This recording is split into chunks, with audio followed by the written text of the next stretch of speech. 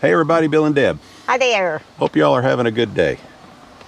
It's a bit breezy today, so we kind of set ourselves up here off of the end of the trailer. Of course, you can't see that, but Nope, because the wind's out at the... yeah, it's over that direction somewhere. So, but the temperatures aren't bad, and the trees are starting to take on their fall colors. There's a prediction of some rain here before too long, so maybe if we get a little bit of rain, it will improve the colors and it'll be a pretty fall. We're hoping anyway. Maybe. Because we've been without rain for a long time.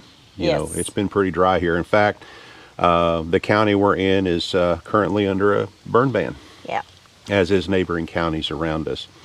So anyway, first thing though, before we get into this video, let's mention the gentleman that visited us last week. We had some wonderful visitors last week, by the way. Yes, we did. We had a wonderful time. Met some new people and revisited with some people that we have known for a while. Exactly.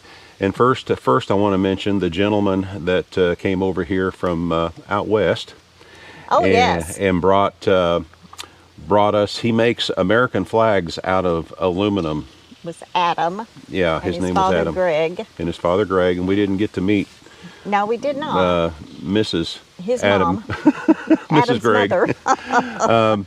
But anyway, he gave us one as a gift, and then he also gave us another one to that will be one of the giveaways that will be at the Florida Rendezvous. At the Florida Rendezvous, February 20th through the 27th at Etiquette Family Canoe and Cabins near Fort White, Florida.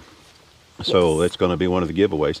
And this gentleman does make these, custom make them for sale, and there's several different ways he can colorize them for you. And I won't go any further than that, but he can get into that with you.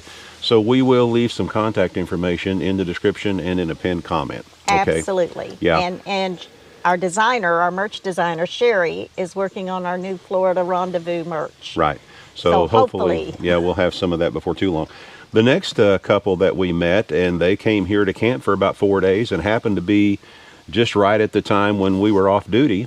And we met and hit it off almost immediately, and we practically spent the entire week with them. Well, the evenings. Off and on. Of the evenings, of course. And then some old-time friends that we met 2 or 3 years ago came up to visit one day because they don't live too awful far from here, and they happened to meet up with our new friends Mike and Lisa, and they immediately hit it off. So the 6 of us went to lunch together one day. And, Kim and Jim and Mike and Lisa and Bill and Deb all went to lunch. It was awesome. Yeah, it was just awesome, and we had a wonderful time. Of course, we introduced them to our favorite wine, and since they don't live in the state of Arkansas, they said, well, we don't drink wine. Next thing we know, though, they kept grabbing the bottle and pouring some more. And anyway, as they were heading back, they sent us a photo. They stopped off at a Walmart, because you can get it at Walmart. They stopped off at a Walmart while they were still in Arkansas, and let's just say they stocked up. That makes me happy. I mean, I'd hate to serve somebody something they didn't like. But anyway, now let's go ahead and get into the video. And the first thing I want to say right off the bat, although it's not intentional, we just might step on somebody's toes. We hope not. Yeah, we hope not. But yeah, our job here is quickly coming to an end here shortly. The campground where we are currently park attendants and have been so since most of the summer season will be closing October 30th. Yeah. And we've done videos before about, campground etiquette, things to do when you're camping at a Corps of Engineer campground. But we've also learned a few things in addition to those things based on some of the experiences we've had with some campers. Anyway, these are just it's our take on campground etiquette, and it's just basic common sense. But unfortunately, we found that a small percentage of some folks don't possess that quality of common sense. It's sometimes mind-boggling. Yeah. But anyway, let's get one thing out of the way right quick. At a Corps of Engineer campground, first come, first serve sites are very, very rare. We have yet to encounter a Corps of Engineer campground in all of our travels in the last 3.5 years where they had first come, first serve sites. Last 3 years, because when we first started, there was a few, but they've pretty well done away with that. Okay, so although we have heard, because we do subscribe to a page on Facebook that caters to Corps of Engineer campgrounds, and people giving their experiences. And there have been a few here and there, but very, very rarely will you find a Corps of Engineer campground that has first come, first serve sites. And the reason why we bring this up, because we'll have lots of folks come in here and thinking they're just going to grab a site for the night, with no pre-planning or anything. And they'll say, hey, we noticed in the campground driving through that there are a ton of extra sites. There are a ton of empty sites. Yeah. So can we just go ahead and park in one? Are these first come, first serve? So we say, well, there is no first come, first serve here at this campground or any of the campgrounds around Beaver Lake, period. Any of the Corps of Engineer campgrounds on Beaver Lake. And here again, we have yet to encounter any in our travels through the southeast part of the country or anything like that. It's all reservation only. And another thing, this particular campground, which is Dam Site Lake Campground near Eureka Springs, most everybody already knows where we are anyway. This is the most popular campground on Beaver Lake in northwest Arkansas, if not one of the most popular campgrounds in the country. You literally have to be online almost at 12:01 a.m. 6 months prior to make a reservation here to make sure you get a good site for any kind of an extended period of time. And the Corps does a 6-month rollover. Right. You can only make them 6 months. Yeah, in you advance. can only make your reservations 6 months in advance. Technically, some will say 180 days. Yeah. Okay, so anyway, but that's 6 months. Now, from now through the end of October, there is a site here and there available midweek. But as far as the weekends are concerned, we are full up clear till the end of October. And some of these sites were reserved months in advance for this, okay? So just keep in mind, finding a first come, first serve site, although there may be some here and there, as a general rule, it's going to be very rarely that you find a first come, first serve site at a Corps of Engineer campground. So that takes us to... Exactly. How do you make a reservation? Exactly. You have to make your reservation online, or there is a toll-free number you can call. And the best way to make a reservation online, and we've mentioned this before, download the app. You have to make your reservations at recreation.gov. It's very simple, recreation.gov. But they also have an app. And once you get the app set up in your phone or laptop or whatever device you have, it's very, very easy once you learn how to navigate the app. Very, very easy to make your reservation. There's a slight learning curve. Yeah, but not bad. It's not horrid. And Yeah. if you go into a site and it won't let you make a reservation, Guess what? then it's not available. I mean, I've had people come up to the booth and say, well, it wouldn't let me. And what I see on my computer at the booth is what you see Right. on the app. Right, right. And that's another thing too. People will say, well, can you look and see if there's anything available? And quite honestly, if you have this app downloaded and then you pull up the campground that you're sitting at, seeing if there's anything available, you can pull up and see exactly what we see in the booth. And when it comes time, if there is something available, we cannot make a reservation for you in the booth. I know that irritates some folks, but folks, it's just the way it is. We cannot make a reservation for you in the booth. Everything now is done online, or you have a toll-free number you can call. It's a call center you can call. But if you do that, if you do try to use the call center instead, be prepared to wait about 30 minutes before someone finally picks up. It's a wait. Because, don't get frustrated. Don't get frustrated. It's It's just the way it is. It's a fact of life. Now, we have had people come in and say, well, I was driving through and I noticed this particular site, there's no one in it, and I looked it up online, and no one has it reserved. It shows that it's available. So what I want to do is go ahead and drive over there, set up, get everything all set up, then I will go in online and reserve the site. No. That is a big no-no for several reasons.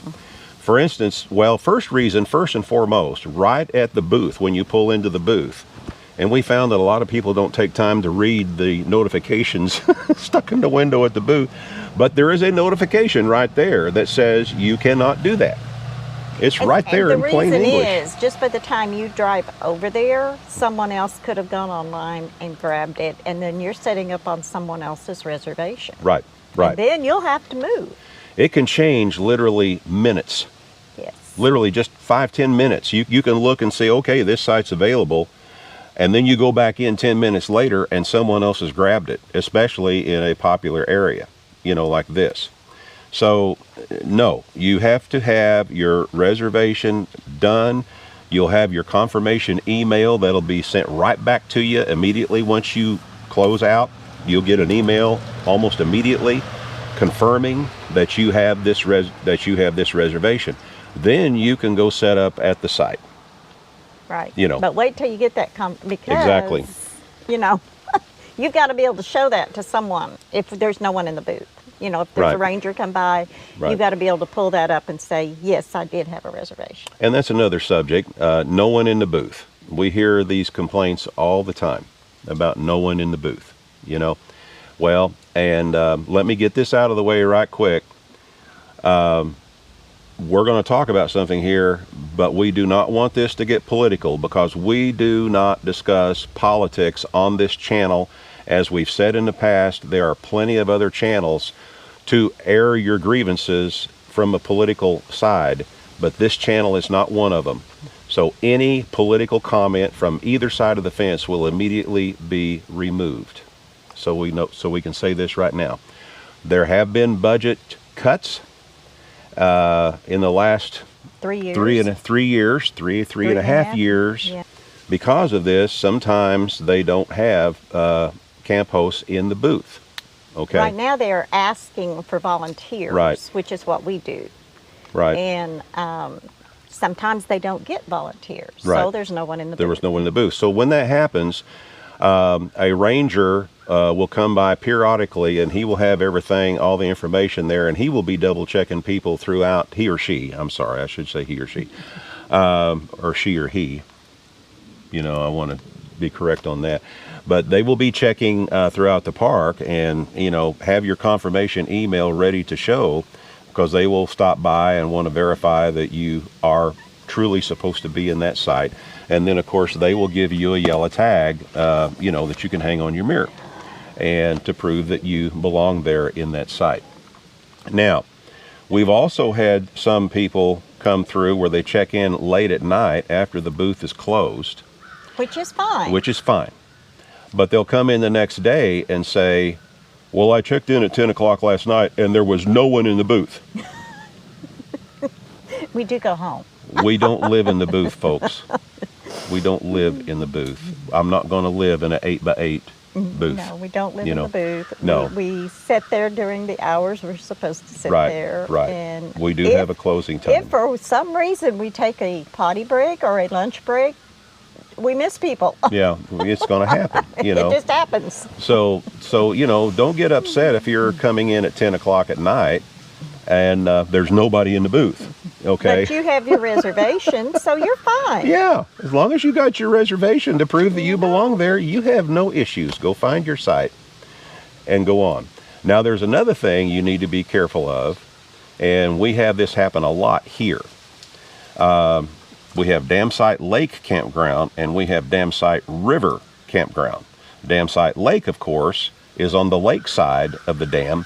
Dam Site River Campground is on the river side of the dam. And both of these are close to Eureka Springs, Arkansas. Right. I had someone come in the other day that had made a reservation at Dam Site Lake, but it was in a totally different state. Right. There are other dam site So lake watch that very campgrounds carefully, or you'll be in disappointed. other parts of the country, as there is, like when we were park attendants at Prairie Creek, there Right. are other Prairie Creek Yes. campgrounds in the nation. So make sure. And I personally made that mistake.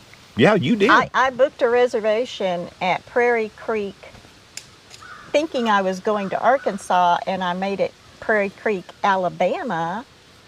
But I got my email confirmation and I was reading, it was like, what? Yeah. No, no, no, no, no. Yeah. So read your emails. Right. Make sure you read your confirmation email, double check back. Yeah. And double check things and make sure that you are the campground you're going to is actually the one you made the reservation at. Or otherwise you're disappointed Right. again. Right. And we've had that happen here so many times you would not believe it.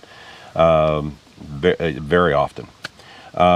Now, while we're on the subject of coming in late at night, and this is just one of our pet peeves, and sometimes it's unavoidable, and that's fine. Sometimes you don't have a choice. You But have a we have- breakdown, you got right. away late, Or whatever. or you had to work late and you were planning this weekend and you want to go ahead and get over to the campground, you want to get your weekend started. So, sometimes folks will come in at midnight, and we understand that. That is unavoidable. But we also have had several complaints about some of these folks that come in that time of night making a ton of racket and yelling and bright, everything. and their lights. And Well, this and that they and got to that. have lights Well, to be I able to know, see. but- That's all there is to it. So when that happens, think about your neighbors around you. Think about your neighbors and try not to make a lot of racket when you're doing it, because it is unavoidable sometimes, no matter what. And it's perfectly acceptable, okay, to come in late at night, as far as we know, at most any. Some of them have gates, Yeah. but if you read your email, you usually have a code. Now, we did stay one time in Oklahoma where they closed the gate at 10 o'clock. And that was it. And that's it. If you're not in by Get 10 in. o'clock, you're not getting in. She says, park Right. on the side of the road. Right. We'll open the gates at Yeah. 7 in the morning or Right. 6 or whatever. Exactly. It was. So don't always bank on there being a code that you can use to get in if you come in late, because we have stayed at a campground Yes, here and that's there true. where when they lock the gate is locked and there is no code to get in. And we stayed at others where there is a code if you come in late, and it'll be in your confirmation email. So here again, another reason to be certain and look at your confirmation email and print it out if you can. At least screenshot At it. least screenshot So you'll have it as well. Because you never know, you may not have service at Right. the campground. So I usually take a Yeah. screenshot so that I have it. Now, while we're on the subject of thinking about your neighbors, let's discuss this. And we've had these issues here. And we never really thought about this much because we really never experienced this at other places that we had been. Think about your neighbor. Your neighbor's site is your neighbor's site. Your site is your site. And what that means is, it's simply not good etiquette to walk through someone else's site. We did have this happen at one campground where we were all sitting visiting around the campfire, and people walked from a site way over on the other side of the campground they were going to the other side of the campground, and they literally walked right through our site within 5 feet of us. Right. Yeah. And no, I mean, it's just not courteous. it's just not good etiquette in a campground. So think about your neighbors. We also had one, when I'm making my rounds, I discovered we have one section where we have like 4 campsites that are fairly close to each other. And this one group was in this one particular campsite, and there was nobody in the campsite next to them. However, instead of using their picnic table, which actually was more isolated, they set up everything on the neighboring site's picnic table. Yeah, on the neighboring site's picnic table. It was empty, but we did have somebody coming in there later, so I had to stop and, in a nice way, tell them, you can't do that. This is not your site. You don't belong there using this particular picnic table. You need to go use your picnic table. And you would think that that wouldn't be anything that you'd have to remind folks about, but evidently I had to. So And then while check in, check out time. yeah, that was the next subject I was going to discuss. Check-in time here is 4 o'clock. Check-out time is 3 o'clock. Now, some campgrounds enforce that to the letter, especially including check-in time. Right. We have been at some where check-in time is at 2, and they will not let you go in before 2 o'clock, no matter what. Until it's open for business. We've also been at some that are lenient as long as the previous folks that had the site have pulled out. You can go ahead and come in even if you're early. Yeah. Right. And that's the policy here. Okay. You can go ahead and come in early if the other person has went ahead and pulled out and the site has been vacated. And that doesn't mean you could go over and ask them when they're leaving. We've had folks. Till 3. We have had folks, even though we told them not to, have went in and tried to hurry these other people along. And we tell them very explicitly that they have until 3 o'clock to check out, and you are not to bother them. If someone needs to talk to them about their checkout time, that's my job. And if I don't get any results, then the next person I call is a ranger, and then that's he or her job. Right. To make sure these people. Hopefully out by checkout. Checkout time, folks, is critical, especially in a very busy campground like this one. Okay. Here again, as we mentioned already before, this campground is full almost every single day. If you drive through the campground at noon and you see 10 empty sites, believe me, by that evening, every one of those sites are full because they're already reserved and taken. So if you have someone that's supposed to check out at 3 and they lollygag around and don't get out till after 4, which we've had that happen, that really creates issues. You know, it just does. But we had one who he wanted this site so bad. They got there early. He was waiting on the other people to check out at 3 o'clock. And of course he kept driving by. And we know good and well, although we couldn't see plainly, we know good and well that he actually stopped and talked to him. So they did pull out like at 2:30, you know. So immediately he goes over and sets up, which is fine. Now, however, when it comes time for him to check out, he didn't pull out of the campsite till 4 o'clock. And then what he did, technically, once your time is up and you've reached your checkout time, technically you no longer belong in the campground. Technically, you have no more benefits in the campground. You got to go. But what he did, though, he hopped in his RV, pulled around to a buddy of his that was going to be there for an extra day, parked his RV beside his buddy's RV, and fired up his generator to keep his refrigerator going, and sat there and visited with his buddy until 6:40 before he pulled out. And then we started getting all these complaints from the neighbors around saying, this guy's running his generator, and there is a rule. If you read the fine print in the rules, there is a rule that you are not to run generators if they're loud and annoying to your neighbors around you. Right. It's in the fine print. There's a pamphlet out there you can get, and it's in there. Okay. And especially that applies to campgrounds that have power at them, which every site here has power, But he sat there with that thing running, and it was an open frame, loud generator, and it was disturbing everybody around him. But he didn't care about that. He cared about these other people getting out so he could park in his site that he had reserved beginning after 3. He hurried them along, but then when it was time for him to do the same thing, he felt like he didn't need to. Here again, basic courtesy, basic. What did our parents used to call it? Horse sense. Horse sense, common sense. But it's not all about me, or it's not all about us. You know, you got to think about the people around you to make this an enjoyable experience for everyone. That's just all there is to it. And there was one other thing I was going to mention, and I can't remember what it was. Do you have any idea what I was going to talk about? The Corps of Engineer campgrounds are not resorts. That's exactly what I was going to go to.